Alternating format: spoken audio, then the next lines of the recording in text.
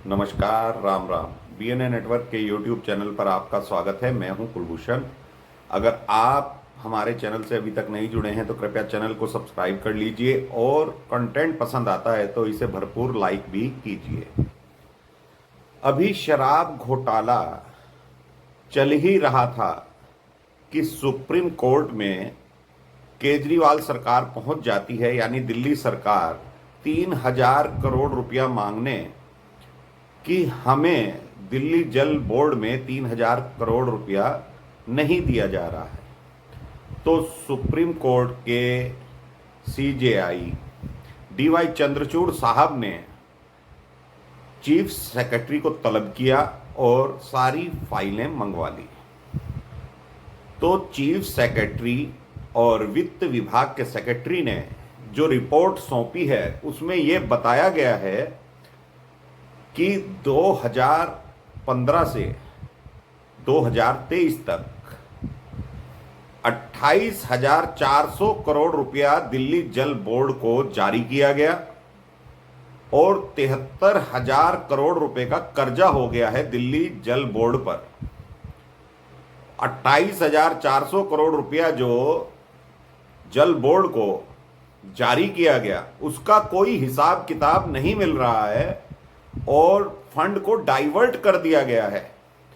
Fund को कैसे कैसे डाइवर्ट किया गया है इसका ऑडिट भी नहीं हुआ है और जो 73,000 करोड़ रुपया कर्जा हो गया है वो लोन लिया गया है और उसका ब्याज मिलाकर 73,000 करोड़ रुपया बनता है, उसका भी ऑडिट नहीं हुआ है और ना ही इनकम टैक्स विभाग में उसकी कोई रिटर्न दाखिल की गई है। ये मामला 5 साल से अधिक का हो गया है। तो डीवाई चंद्रचूड़ साहब के सामने जब यह स्थिति पैदा हो गई कि केजरीवाल सरकार तो 3,000 करोड़ रुपया और मांगने गई थी और ये कह रही थी कि अधिकारी हमारे कहने सुनने से बाहर हैं, और इस तरह की रिपोर्ट जब सुप्रीम कोर्ट में पेश की जाती है दिल्ली सरकार के प्रधान सचिव के द्वारा और वित्त विभाग के सचिव के द्वारा, तो जानिए अब डीवाई चंद्रचूड़ साहब क्या करेंगे। क्योंकि डीवाई चंद्रचूड़ साहब तो कह चुके थे कि भाई 3,000 करोड़ रुपया तो हम मार्च के बाद भी आपको दिलवा देंगे, बस हमें फाइलें आप दीजिए, हमें बताइए कैसे कैसे क्या क्या हुआ है। तो जो अब नतीजे आ रहे हैं ये तो चौंकाने वाले आ रहे हैं कि 28,400 करोड़ रुपया जिसका कोई हिसाब किताब नहीं है दिल्ली जल बोर्ड का, और लोन भी ले लिया गया, और जो एक रिपोर्ट ये भी दी गई है कि 100 करोड़ रुपया पर मंथ दिल्ली जल बोर्ड घाटे में चल रहा है, और जो इसके उपभोक्ता थे 11 लाख वो अब 13 लाख हो गए हैं जो बिल नहीं भर रहे हैं क्योंकि उनको लगता है कि दिल्ली सरकार उनका बिल माफ कर देगी। तो बताइए आप दिल्ली जल बोर्ड कैसे चलेगा। ये वही केजरीवाल है, कट्टर ईमानदार बोलने वाला, अपने आप को शीला दीक्षित पर आरोप लगाने वाला, जब कहता था कि 10,000 करोड़ रुपए का घोटाला कर दिया शीला दीक्षित ने दिल्ली जल बोर्ड में। अगर शीला दीक्षित दिल्ली जल बोर्ड में घोटाला करती तो उस वक्त तो दिल्ली जल बोर्ड मुनाफे में चल रहा था। अगर शीला दीक्षित ने घोटाला किया भी है तो उसकी जांच होनी चाहिए थी। वो जांच केजरीवाल साहब ने करवाई नहीं। कहते थे कि शीला दीक्षित को 3 दिन के अंदर जेल में डाल देंगे, हमारे पास ट्रक भरकर पन्ने हैं शीला दीक्षित ने कितना भ्रष्टाचार किया है। और उसका लड़का संदीप दीक्षित जो पहले केजरीवाल के खिलाफ बोला करता था आज उसकी चमचागिरी कर रहा है, सिर्फ इस वजह से कि इंडी अलायंस बना हुआ है, दिल्ली में इन्हें चुनाव मिलकर लड़ना है।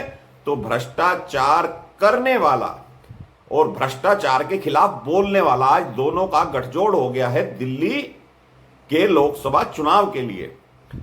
तो आप समझिए दोस्तों कि अपने आप को ढोल नगाड़ा बजाकर प्रदर्शित किया जाता है कि मैं तो कट्टर ईमानदार हूं। अगर मेरे जैसा व्यक्ति भी चोर होता है या झूठ बोलता है या भ्रष्टाचारी होता है तो इस दुनिया का कोई भी व्यक्ति ईमानदार नहीं हो सकता। ये अरविंद केजरीवाल जेल जाने से 20 दिन पहले वीडियो जारी करके बोलता है। तो ऐसे धोखेबाज को, ऐसे ढोल नगाड़े बजाने वाले को, जो अपनी कट्टर ईमानदारी का ढोल पीटता रहा 12 साल तक, और जब दिल्ली शराब घोटाले में ईडी इसको उठाकर ले जाती है तो तरह तरह की नौटंकी प्रपंच आज तक इसकी पार्टी के लोग करते आ रहे हैं। तो 28,400 करोड़ रुपया बड़ा रकम है। अभी तक तो दिल्ली शराब घोटाले में बात हो रही थी कि 338 करोड़ रुपए की ट्रेल पकड़ी गई है। सुप्रीम कोर्ट ने प्रथम दृष्टया उसको मान भी लिया था कि हां भाई पकड़ी गई है, क्योंकि मनीष सिसोदिया की जब बेल पर सुनवाई हो रही थी अक्टूबर में 2023 को, तो संजीव खन्ना की बेंच सुनवाई कर रही थी। तो मामला जब ये आता है तो लोग बाग ये कहने लगे थे कि सिसोदिया टकलू छूट जाएगा, लेकिन जैसे ही संजीव खन्ना साहब ने पेपर्स पढ़े, ट्रेल पकड़ी, तो इसकी जमानत अर्जी को खारिज कर दिया। कहा इस टकले को तो जेल में भेजिए। ये तो आर्किटेक्चर है, इसने जो शराब नीति बनाई है। तो दरअसल मामला अब शराब नीति का नहीं है। बात में ये बता रहा था 338 करोड़ का जो घपला पकड़ा गया शराब घोटाले में, तो भाई ये तो उससे 10 गुना बड़ा घपला है, 9 गुना बड़ा घपला है। तो इसकी जांच और इसकी फाइल जब डीवाई चंद्रचूड़ साहब पढ़ेंगे तो इसमें कौन कौन से अधिकारी नपेंगे, कौन कौन से नेता नपेंगे। तो इसमें एक मेन नेता और है जो आजकल फरार है, हिंदुस्तान से बाहर भागा हुआ है। उसका नाम दोस्तों राघव चड्ढा बताया जाता है।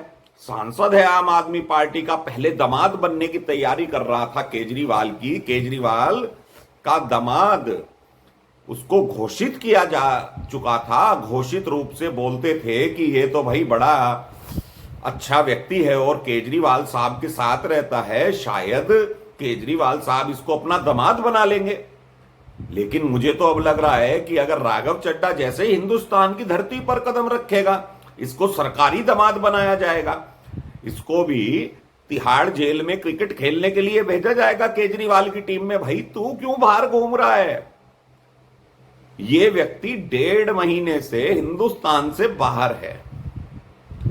यूके में गया था अपनी आंखों का ऑपरेशन कराने, उसी आंखों का ऑपरेशन कराने जो केजरीवाल कहता था हमने तो अपने हॉस्पिटलों में क्रांति ला दी है, स्वास्थ्य विभाग में क्रांति ला दी है।